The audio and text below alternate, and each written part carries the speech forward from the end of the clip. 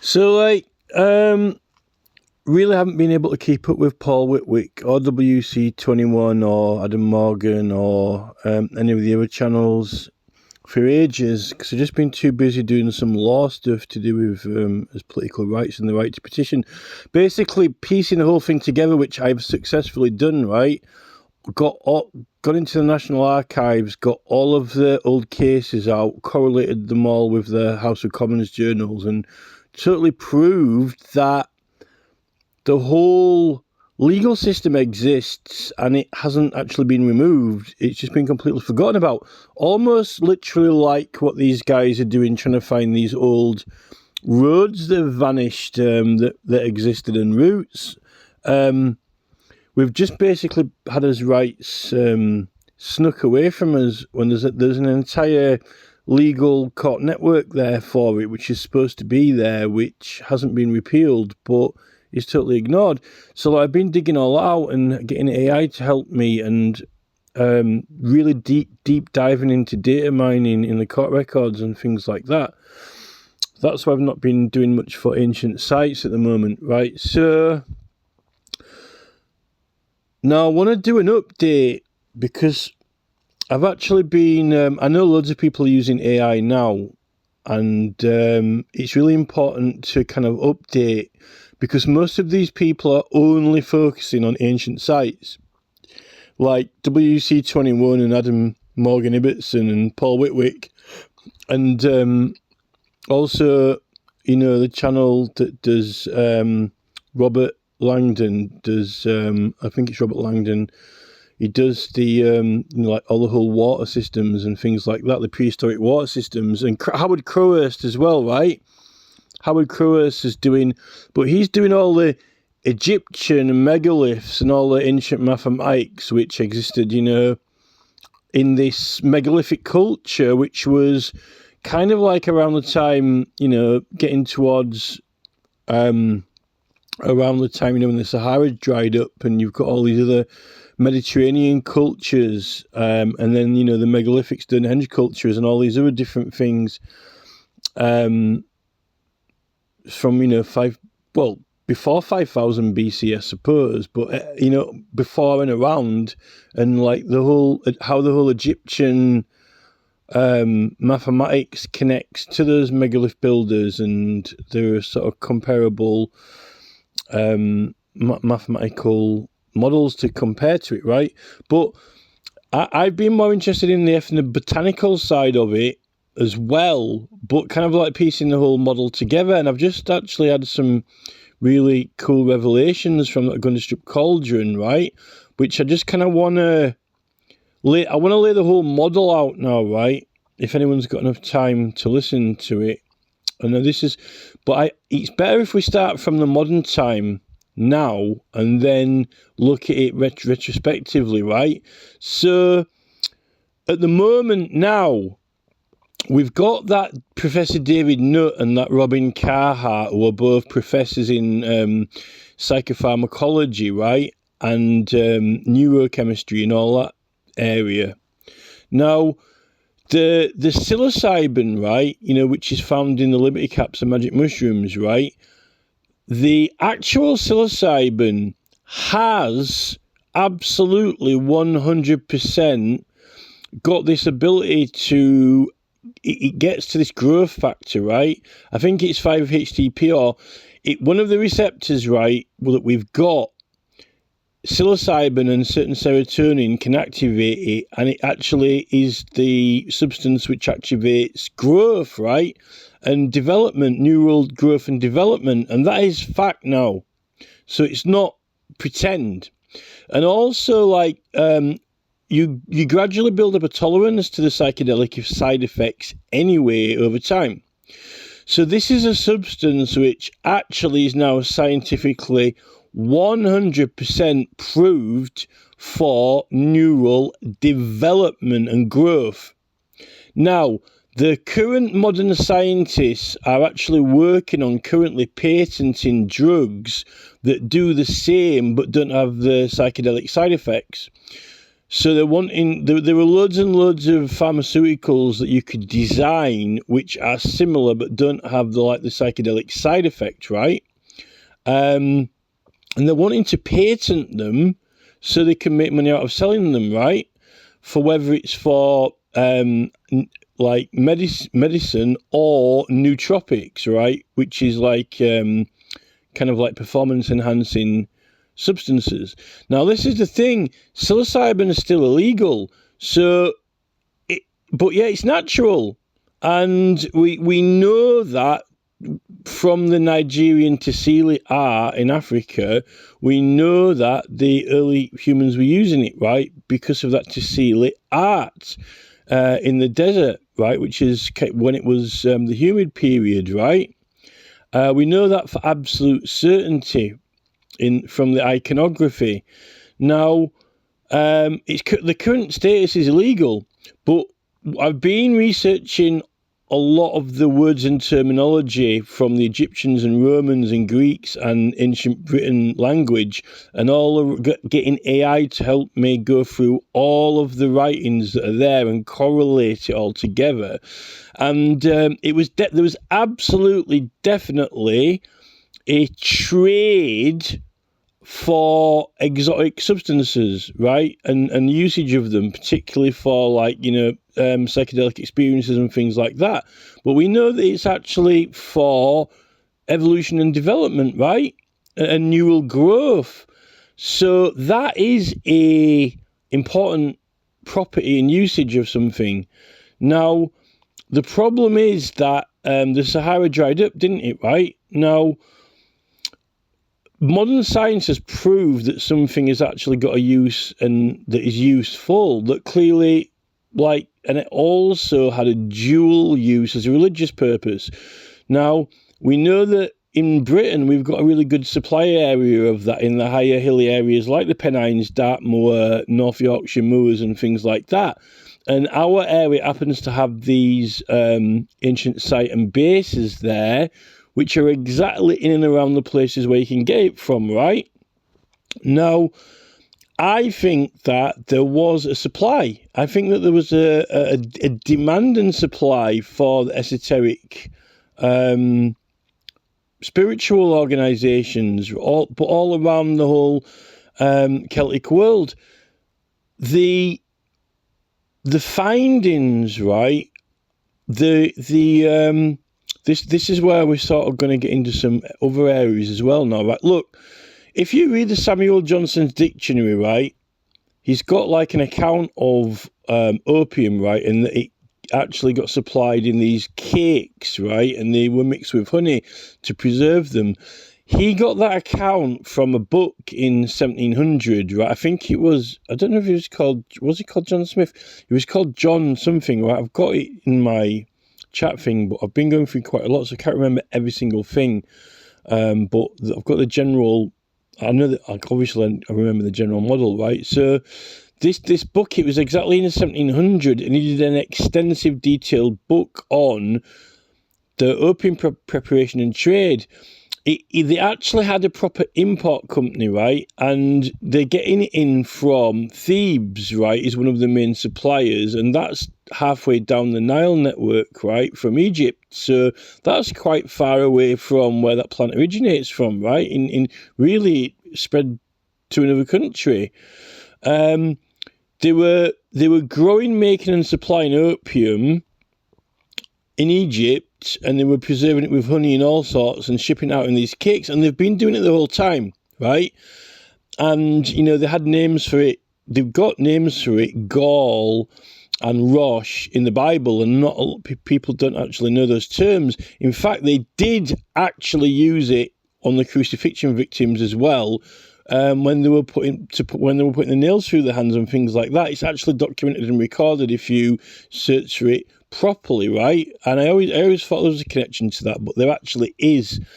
And in the medieval crusades, it's hard to find out when you're reading about it unless you know the words and terminology for it, but it's actually, there's one word called Gaul, Gall, and then Rosh, right? So the things like that, these exotic substances have been really important trade exports. Now, for example, even back in the 1700s, right, when they were getting those cakes in and there was a certain shipping company dealing with it, you had a royal charter actually.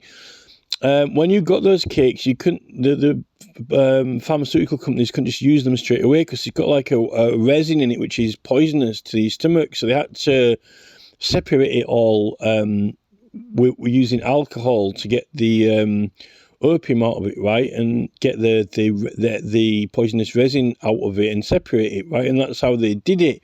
And obviously they were using it for medicinal purposes as well, but that's just one example of esoteric substances which had a long historical established supply chain which didn't end up getting cut off or intervened in for a very long time. It's not like opium's illegal now, right? And you only get it through chemists or pharmaceutical companies. But in the 1700s and through all the whole medieval period, and clearly going back the whole time, you've actually got this thing, right? You got this. Where's this come from? Oh, it comes from plants. It's a narcotic substance, and it gets exported from other countries, and they were using it for all kinds of things, like supposedly for armies, for healing wounds when they've been in combat, or even some people say using it for warfare, right? Now it's from that angle when I've started to get interested in other things like this ibogaine, iboga. Now, the thing about ibogaine is this, right? It really is the original psychedelic. It's still used by those Bwiti tribes in Central Africa, right? But there's another thing about that. It's not just like a psychedelic can use for visions and their religion and spiritual initiations, right?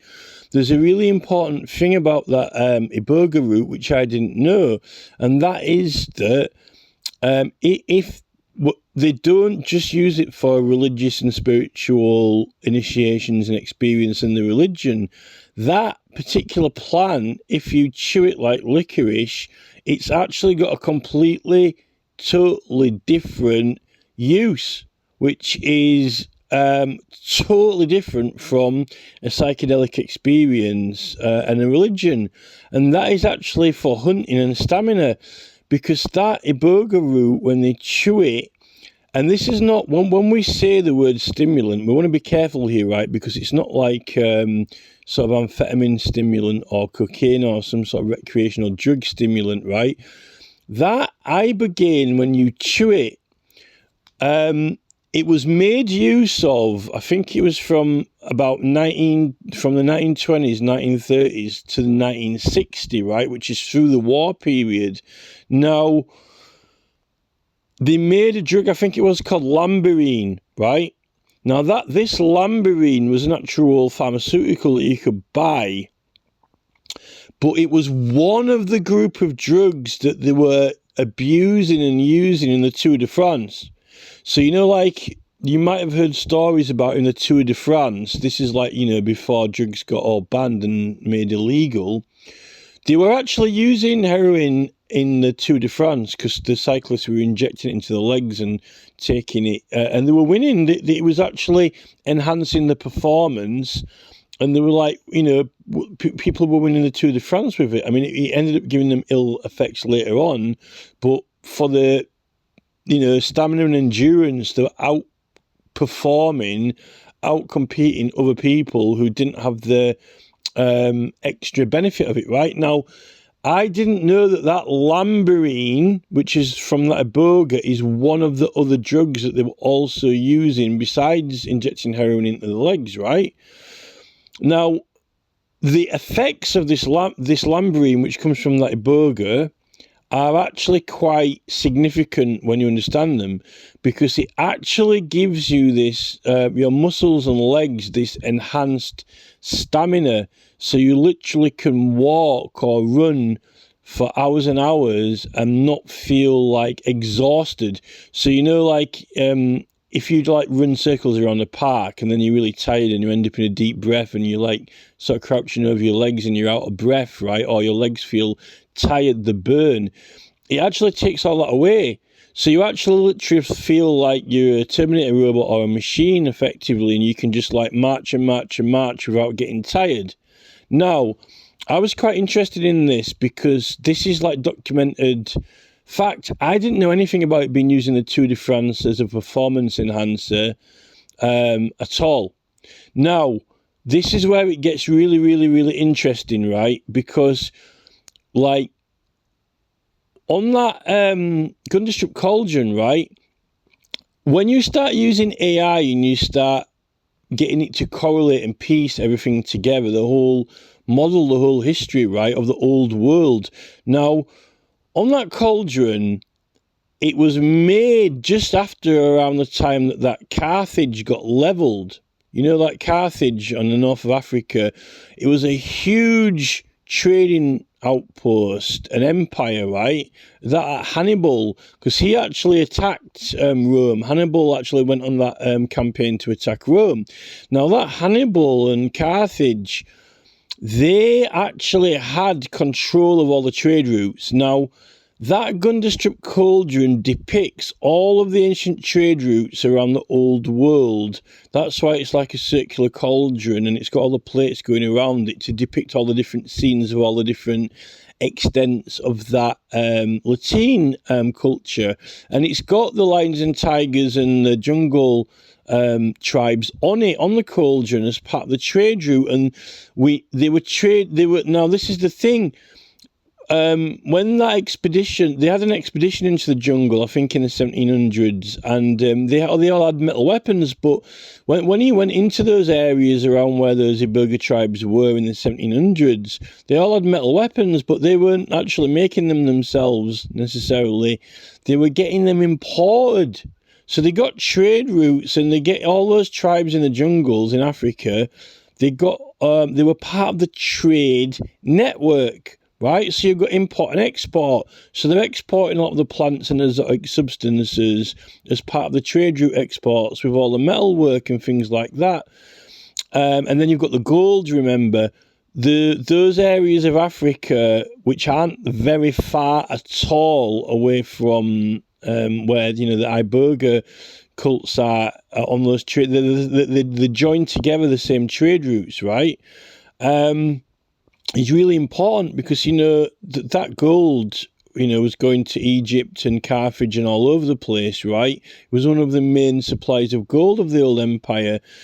Now, this is where it gets really interesting because, if we go back in time to, where the Tsili art is and the Tsili art culture, and you think you've got all these cultures spread all the way through the middle of Africa, but then it suddenly starts to dry up, and this is where you've got like the Tsili shaman with the mushrooms, but you've also got the Iberga connection. They're both connected together at that point, but when the African Sahara dries up, it separates them, and then you've got the early Egyptian dynasties. They've got the Ibogaine pictured on some of the temples, and it's not mandrake. It definitely is that, because it's an elongated orange fruit. It is not mandrake. It's perfectly round like a snooker ball, right? So there's some misinterpretation going on that, right? The Egyptians were using that iboga in their rituals because they've got it pictured on there, and that's before the desert had fully finished drying up, when they got the trade routes and it was growing a bit further out. Now, where I got interested in it was when it comes to the Roman conquest. Now, they were all kicking off around that whole Carthage thing and Hannibal, right? That's what caused the Roman Empire to get annoyed as well. But that Carthage and, in Morocco, they were important active trade routes for the culture on the Gunderstrup Cauldron. absolutely, for not only gold but training, because this is like, in the late Iron Age and things like that. They're training metal weapons, gold, and exotic substances, right?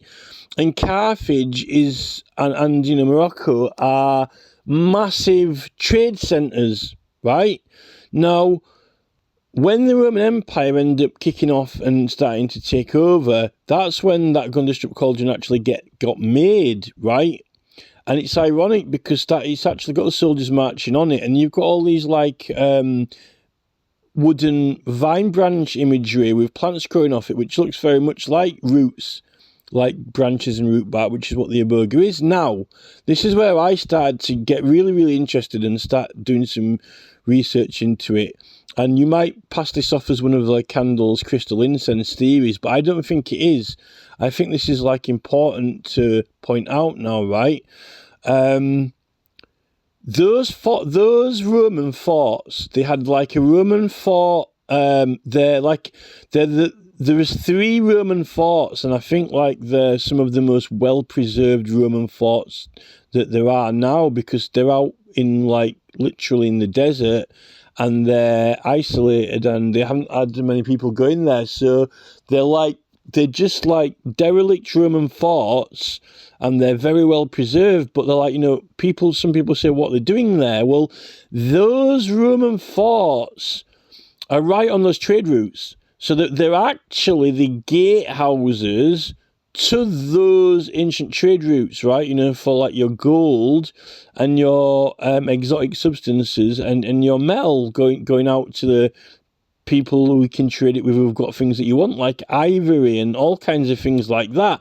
It was a very active trade routes system, right, to do with that culture that is on the Gundestrup cauldron, which is really important. Now, the Roman forts, why would you build forts there? Because there's no threat at all, is there, really? I mean, they're not going to get attacked by, a couple of nomads out in the desert at all.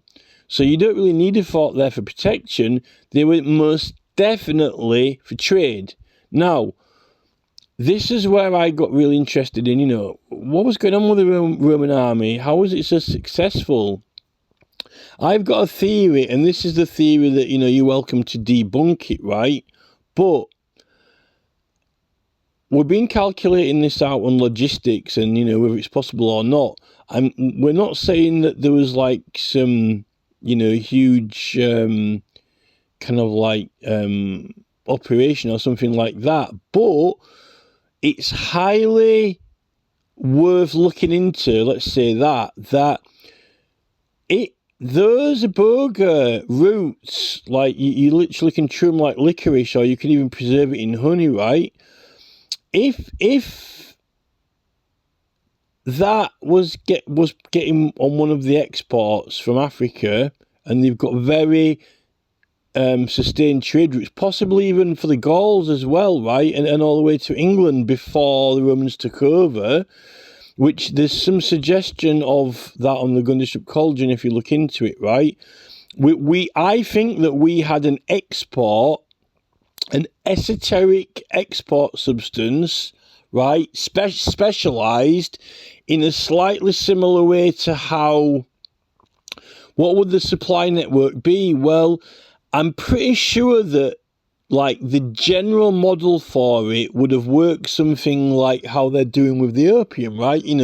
They're growing it, they're harvesting it, they're making those cakes, and it's like a valued, desirable export, but it's a specialist desirable export at the time it was, right? So it was going to all the elites or just for medicine or whatever, but it's a substance which is collected from plants and, has a trade value.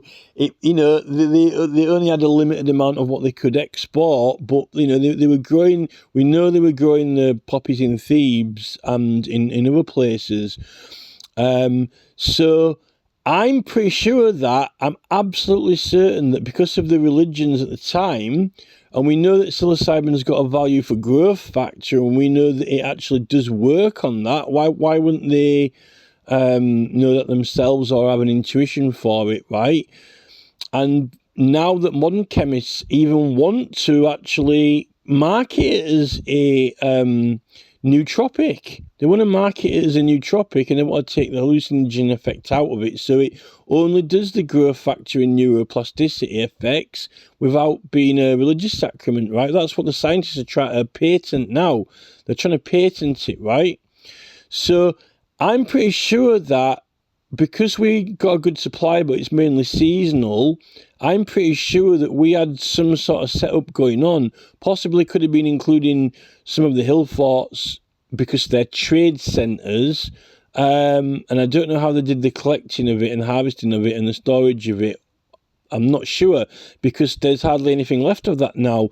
What evidence have we got? What trace have we got? We don't even know what the religion was called, right? Well, we've got the pictures on the cauldron. We've got the plant ethnobotanical designs on there around the religious experience, and we've got the records of the Romans actually acknowledging that they had it, right, and the substances.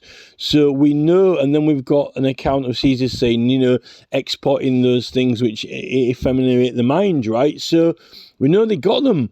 But there were other things going around as well, not just like you got the opium coming from one country. I'm pretty sure that we had our export, and it was like a very specialist niche to the spiritual leaders, right? And then on these gold trading routes coming up to these where they ended up putting the Roman forts exactly on there, you've got the things like the Iboga, right? But they had other names for it, right?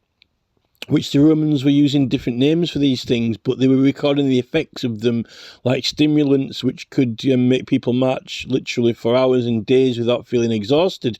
Now, I'm starting to wonder now if the Romans had those forts at Morocco and at Carthage, etc., which were actually to police those trade routes coming out of Africa for the gold and for the exotic substances.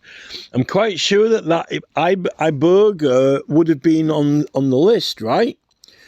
And I'm starting to wonder, did the Roman army, or at least some elite legions or leaders, actually use that to somehow for the stamina of the army? Because it's actually quite an important thing, this. It's very, very, very well documented now when you start looking into it. That lamberine product, you could take that and it literally made you be able to walk and not get tired, and do loads of manual labour and not get tired. If you could take control of a trading network which was millennia old and very, very well documented and known, right? And you had even Hannibal was one of the main kind of monopolists on that whole thing, and he had a lot of battle and issue and war problems with the Romans before they kicked off and took over France and England, right? If the Romans strategically could say, hey, look, because they'd got this war strategy with their whole fighting deployment and their whole war plan and strategy, they got the weapons made, they got everything organised. I actually think it could be very interesting to explore whether they did actually use the import trade on certain things like Iboga to influence the stamina and endurance of the army. It's possible, because when you look at the profile of that, the effects of that, it fits very well into it. But could they get could they get enough of it? Well, it depends how much you want, and if it's going to be going to the all of the legions, or just to the elites, or only going to be used as what you call special reserve, if for when they go into fighting, right? If it was if they weren't using it all the time for marching or all the time for building roads, if it was like a special reserve that would have if they were going to go into a fight and they would never get tired, it would make sense how they could have an advantage over, for example, the Celts or something. Now, from what I can gather, I think that the Latin culture and the Celts, the Gauls, were well in on this trade network before the Romans. But what happened when Carthage got levelled is that the Romans took over the trade routes. Now, that's important. This is an important key on this. If you look at Africa, right, by placing those 3 Roman forts on those trade routes, the Romans cut the Gauls and Celts off from their supplies of exotic import substances, and they cut their export off as well. So this is when you've got the Romans, through their campaign through France. When you look at the Guldenstub Cauldron, which is just before as that happened, it shows the flow and usage of these esoteric plants and substances freely flowing. But when you get the Romans taking over Gaul and France, they're cutting the supplies off, right? So that was quite an important revelation, because if the Romans were managing to get a significant or a substantial supply, even only as a special reserve, right, for limited or special units, right, and they blocked off the supply of their opposition getting it, right, who might have been, if you're interested in religious plants and substances, you're going to be interested in the religious plants and substances of other cultures and trade with them, right? And if that supply gets cut off, then you're snookered, so to say. So I think that could be important. I'm not suggesting that the Romans were, chewing these licorice sticks of iboga all day, or getting the honey all day, like just to fuel their walking, their piston leg walking. But that's effectively what it does. I think that if they were getting it or using it, it was something to do with part of the strategic tactics of it, when to use it, or, and balancing out what the supply is. But it's got a role to play in that, as well as, the whole gold supply and everything, the Roman Empire. But it seems to, when you say, what does this thing do? That's what it actually does. It was actually perfect for a marching army. But the thing is, I started to think back, like way before Carthage, when you start rewinding back to, go back to Sicily before the desert dries up, right?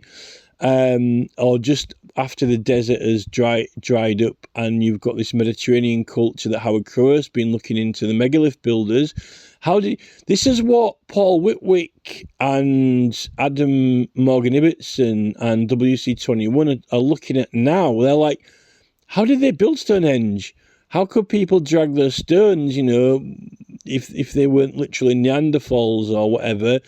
And I'm thinking, look, back then, it wasn't completely and totally isolated. The Gundestrup Cauldron specifically is like demonstrating a connected culture, like the fact that it's a circular cauldron and all the plates have got different parts of the reaches of that culture, like Carthage is the North African trade hub, right? And because it's got elephants on there as well, right? It's part of the trade hub network, how they even get the metal to make the cauldron and the tin from Cornwall, etc., etc.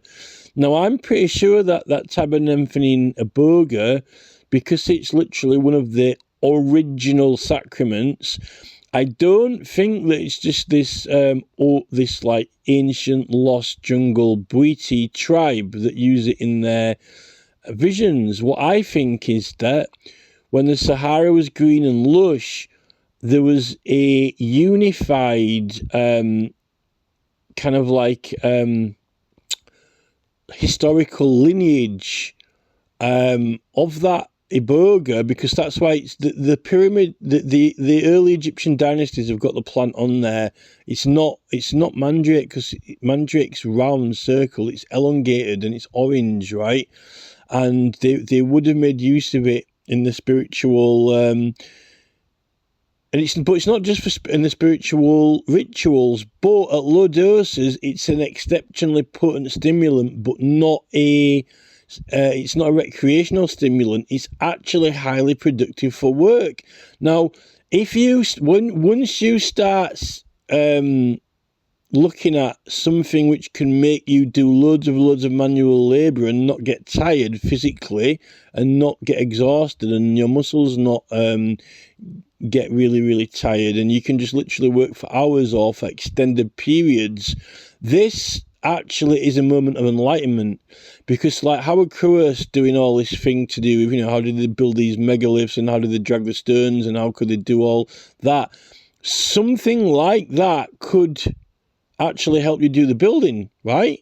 But at a later stage, right, obviously you've got all these different types of humans through the prehistoric periods like Neanderthals, etc. But by that time, I think that was quite a long time after that, right? When the Sahara dries up, what I think happened is this, right? The Tassili cave painting is the unified southern religious culture, and it's both together. So you've got the iboga and you've got the mushrooms, because the iboga actually definitely makes I didn't know this. I've only learned it in the last week or so, but it's got it brings a buzz in, right? And that's what the iboga shaman's got, the buzz in, right? That's the profile of it, but no one said that. They said, oh yeah, it's just dreams and visions, and it can help you overcome addictions and things like that. I didn't know that the iboga's got a particular buzz. You don't get that with the stimulant level when you're chewing those twigs, but it does actually literally make you feel like Terminator robot. You can literally run for hours and hours and perform loads of things and not get tired, right? Your legs and arms don't ache, and that actually is huge. That's massive, right? When it comes to things like building pyramids and megaliths and stuff like that. But then you've also got this other aspect of it that at high doses you can actually have dreams and visions. Now, when the Sahara dries up, it splits the top and bottom of Africa, and then Egypt gets cut off from this, and you've got the north of England is mainly to do with the mushroom culture and the Druids, and we know that it's got neuroplasticity, growth factor, valuable, right? Valuable commodity, a valuable exotic trade commodity, which would be valued to be traded with the elites, right? Just kind of a little bit like how they're making and supplying those opium cakes, which if you don't know about the ancient supply and make of them, that you can even what's someone doing in a poppy field, getting this resin out of poppies and making it into cakes and then selling it to other countries. People are interested in buying it, right? Oh, well, what's this thing that we've got here that grows in the moors? It's got psilocybin and it's quite rare. It's got a special neurotropic neuroplasticity growth factor that even now they're wanting to patent, but they're making it illegal, so we can't, we're not supposed to have it. But why would you want to make it illegal if it's got neurotropic growth factor? That's a good thing, right? Why is that illegal and being banned, right? And where would our places be to collect that in the right season and use it ourselves, and also export the rest as a special exotic commodity like those opium cakes they were doing from Thebes or whatever. And then you say, well, what have other people got? Well, the Africans have got the iboga, but it's just hard to get to now because of the Sahara drying up.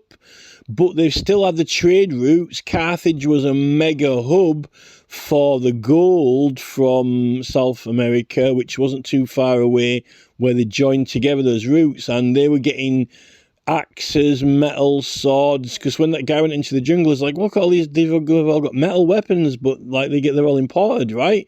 So they were swapping their ivory, gold, tusks, all these things, and their exotic plants for metal weapons, right? So that's why you've got all this much to do about nothing with Hannibal, right? Is Carthage and Morocco and those Roman forts on those routes, right? They weren't there to protect they're not going to get attacked by nomads in the desert.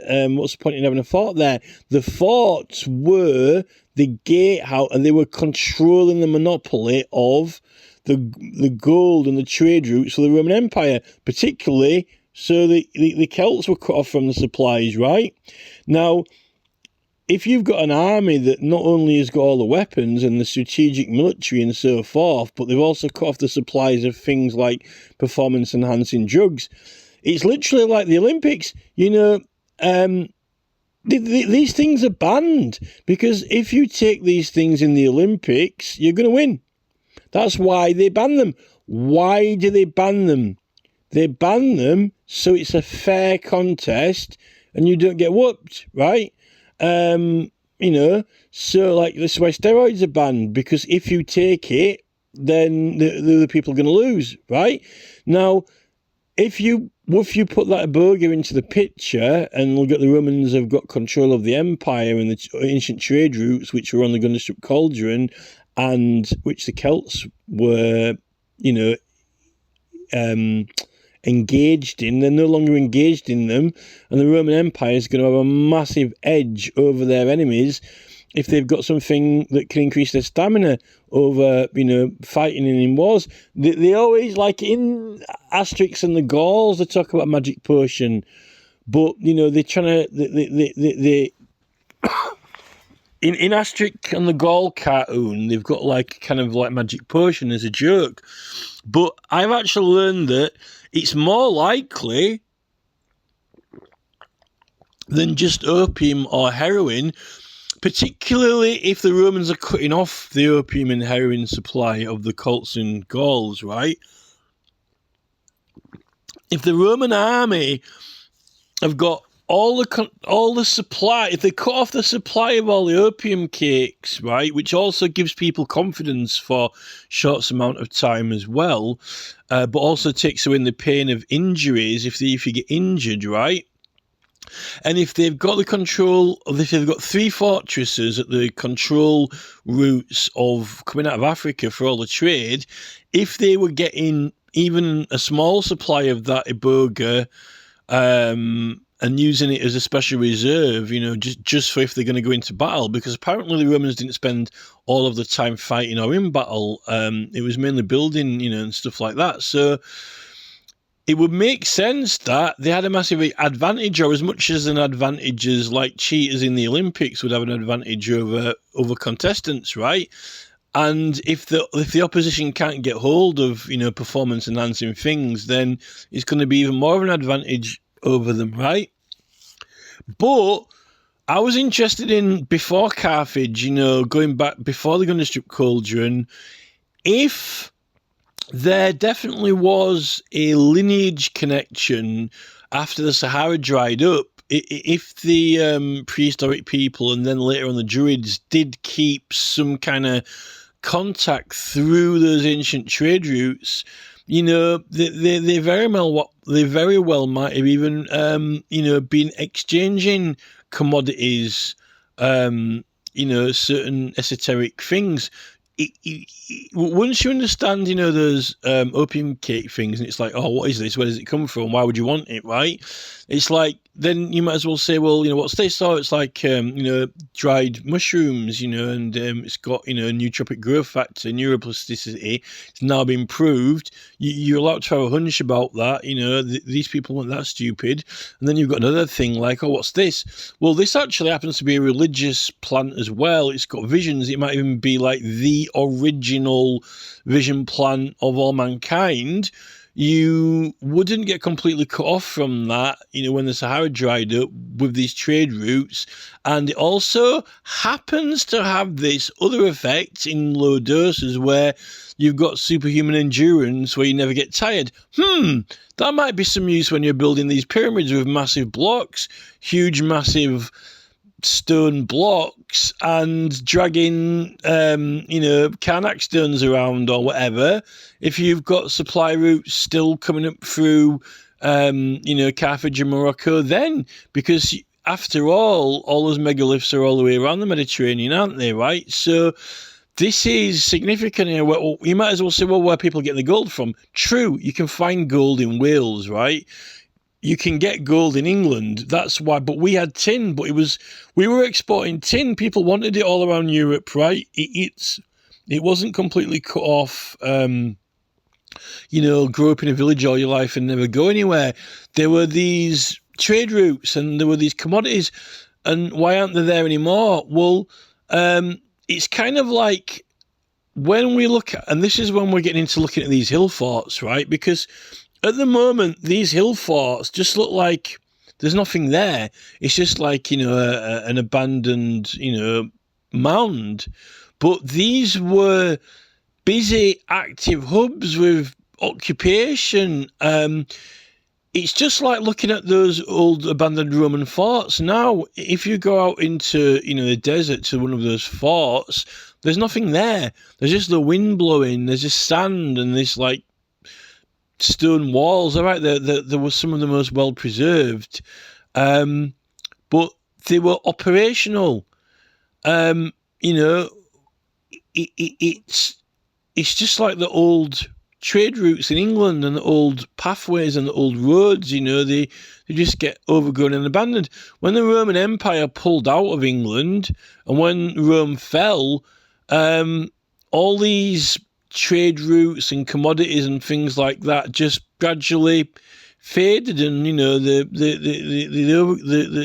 nature comes back, grows over, and just becomes forgotten. Once the Roman Empire had actually pretty much won and taken over, or got to the point where they built Hadrian's Wall, and they were still trying to get into the last bits of Scotland, but then the Roman Empire kind of fell away. This is when those trade routes kind of just like slowly, gradually vanish. And there was, through the Sahara, those oases was getting more and more arid. There are other ways to get there now, like on ships sailing round, and actually proper roads to drive on. But those ancient trade routes existed through the desert and are well documented and well known, particularly the supply for gold and the exchanging weapons for things like ivory and all that. It ties in. And there are these documents of like the Romans taking itineraries of all their stocks, and they've got like these large stock of certain plant substances and things like that, alongside when they're tallying up their gold and things like that, right? So a lot of the records don't survive. Not all of them survive. And some of the things like Caesar was very much about, it's highly political, and he notes that the Druids didn't write down any of their knowledge or pass it on or tell anyone about it, right? But there are certain things that you can find out and gather when you start looking through all the text, and if you get AI to read it for you, there's a lot to read. You get to just go through it all and scan it, and it's actually pulling up all the alternative names for the things and finding out when they're referencing things like any performance enhancing, because they didn't call them stimulants, right? But they've got records of these things like that, enable you to perform, work or exhaustive things for hours on end. It's all there actually when you actually start looking for it and typing it in. So I thought I'd kind of update. I'm not saying that, okay, the Romans only managed to take over because, they managed to get control of certain commodities and, like almost like cheating in the Olympics or whatever. But I'm just saying that is one of the I think that's a legitimate contributing factor to one of the things, and the whole strategy and the kind of, they really wanted to religiously remove the Druids and politically as well. But ironically, I think they were making use out of commodities themselves. They were making use out of it is one of the things that was part of the mission, the Roman machine. If you think about it, you could, if you have got something like that iboga, which or your people are making use out of intelligently, it depends what you want to do. If you want to build loads of megalithic structures and temples, right, you can do that. It's going to help you do it. right? Or you could say, right, well, actually, this would be quite useful instead to build a Roman army, and we could actually use it like cheating in the Olympics to beat our enemies if we end up in a fight on the way, right? And if our enemies can't get hold of, any performance-enhancing drugs, then we're going to have an advantage over them. I think that actually there's definitely something in that. But the thing is, those psilocybin mushrooms are really important because it's proved now in the lab that they work on the neuroplasticity growth factor, and very few things do. And they're illegal at the moment, but pharmaceuticals are wanting to make a synthetic version and sell it, right? Why would we need to give them money and buy it off them when you can just go pick it and grow it yourself, right? And what I'm interested in now is, okay, it was important and it was religious as well, and we don't have any written record of it, and there must have been some organised setup for seasonal harvesting and export. And I think that it's very likely that some of these places, like our hill forts, if they're in an area where it's readily available, would be ideal trading stations for that, right? And I think that we were exporting it to the elites, to the esoteric elites, in a very similar way to how they're knocking out those opium cakes, but that ended up continuing into the into the 1700s. I don't think it was banned until the late 1800s. It was made illegal, but that was being used in England. We were getting those imported in all the way up till the late 1800s. It's just a type of specialist import-export material that continued. And I think definitely they would have done that with the Ibogaine as well. And I think that it probably was something. I think the Romans adopted it. I think they made use of it. And I think that it tied in with the African trade route, so the ivory trade, and those three Roman forts. And I think the Romans were making use out of it. And I think when the Roman Empire fell, and that's probably when it fell off, and then people weren't interested in it again until explorers went back into the jungle in the 1700s and started redocumenting it in those tribes and kind of rediscovering it, and the stimulant aspect of it. And then it was marketed as actual lamberine through the 1930s to 1960, through our war period, in fact. Actually, it was marketed as a performance enhancer, and before all those drugs were banned, they were using it as performance enhancing drugs in the Tour de France and stuff like that. It's a cheat thing.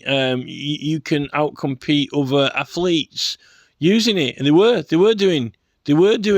So if you could get that, I'm not saying to an entire legion of a Roman army, but if you can get it as a special reserve to use in limited quantities as and when needed, get it distributed, it's going to be significant, particularly if it's something that can stop you getting tired, particularly if you're going to be in battle and fighting. So I've got a hunch, and I'm pretty sure if you're looking at Gunnerstrup Cauldron, it's got like wooden branch vine type things, right? And the Roman soldiers holding on to it as if he chewing licorice or something. It's got that kind of vibe to it, and I think that the whole Latin kind of culture was part of that trading hub. It was clearly the whole point in that Gunnerstrup Cauldron is to show all the different extents and areas that were part of that culture and their trade connections, and the elephants and the tribes are on there. They're on there. So that's like the Carthage part of the hub, the trade connection part of it, and it's got them holding, swords and medals swords as well, because they're trading metals and weapons and things like that, which they definitely found them all through the jungle. They'd been trading weapons, with the rest of the world through those Pacific trade hubs. They're trading ivory for those weapons, so they would have been also trading some of their spiritual, exotic, specialist substances as well, for whoever wanted them, right? So that's my new model. I'm not trying to make out that Iboga survived the dry out of the desert and all the megalith builders were using it. It's the only thing that enabled them to build it. But it would have been something worth taking note of that could have helped, if it can help you win the Tour de France, and, then surely it can help you, drag massive blocks of stone around. And we know that the Egyptians definitely have got some pictures of it, as well, in the early dynasties. So I think that Ibogaine actually played a lot more of a role, and it just got forgotten about and then rediscovered in the 1700s when on the jungle expeditions. It was a rediscovery of it. I think there's evidence with the Egyptians, and definitely on the Gunnership Cauldron, that it was, I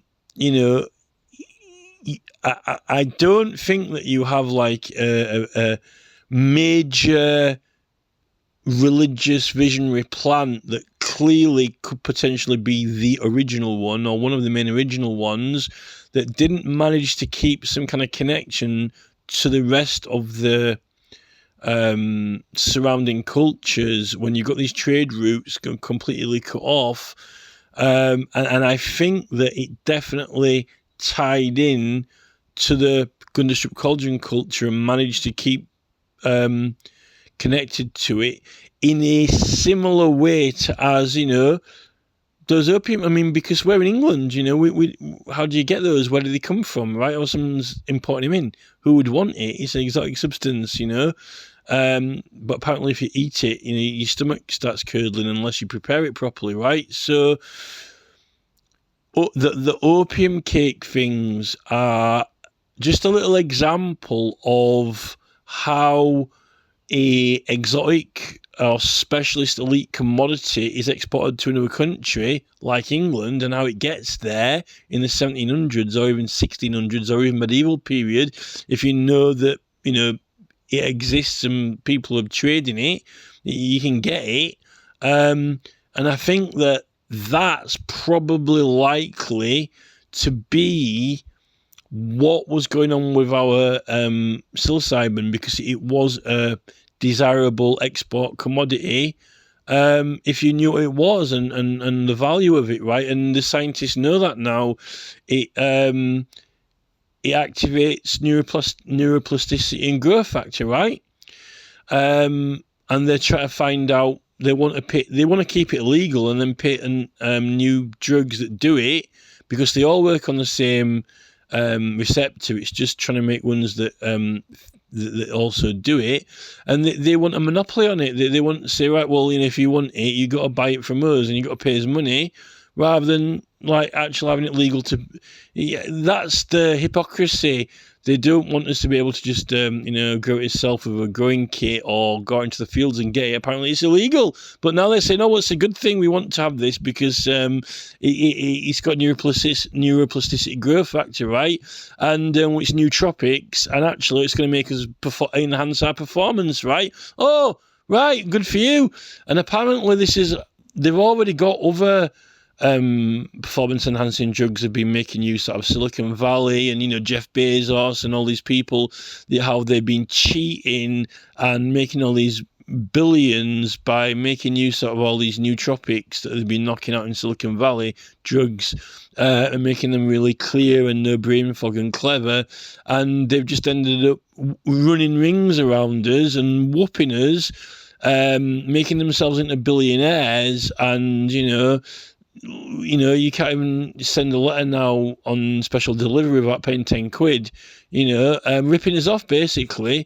and now they're forcing digital ID on us. AI is like, the only way we can beat them now is using AI, and then they end up surveilling us, and it's like Big Brother watch, Well, we're being whooped and abused by these people who take power, and it's just like the Romans, I think that they probably made use out of it. I'm not saying that they all had a jar of honey to dip into whenever they wanted, because we've worked out that it probably would have been unlikely that, because that plant only grows in specific areas, right? There wouldn't have been enough to supply the entire Roman army, but they would have been able to trade and get enough as a special reserve to use, maybe just for the battle. There would have been enough to just use if they needed it to go into battle, because they weren't fighting all the time, right? Or on long marches or whatever. So it's one of the desirable esoteric exports, which ties into the ivory and the gold coming through those three Roman forts. And I think it probably likely, before the Roman Empire, I think it's probably going to, it might have a role to play in the megalith building, and the pyramids. There's a possibility now, and it would make sense. It just depends what you want to use it for. If you want to use it to win the Olympics, that's what people were doing with it, right? That's what they were doing with heroin, injecting it into the fucking body to win the Tour de France, right? That they were actually doing that. It's documented. So I just thought I'd update that, because it's, and this is why we're getting to our ancient site here. I strongly believe that our small little hill fort in this exact area is one of the trading posts for that esoteric substance, because we're surrounded by it here. We've got a lot of it. It is seasonal, but it was desirable, and it has actually got a functional use now, scientifically verified, right? So that the Gundestrup Cauldron pretty much is the key to all of it, because it's got all of those different aspects on there, and all the different cultures that were involved in the different supply routes and networks, right? So that's my little update that I've got. If you don't believe it, fair enough. I'm not, I can't make you believe it, but I can say look into it. But most people are only looking into the megalith side of it, or the ancient sites part of it. Howard Crowesus is doing all the mathematics side of it, and the actual building of the structures and megaliths as well. I'm kind of like a little bit like sort of putting the whole piece in all of the whole thing together into the big picture sort of side of it, right? So just kind of thought I'd update with that.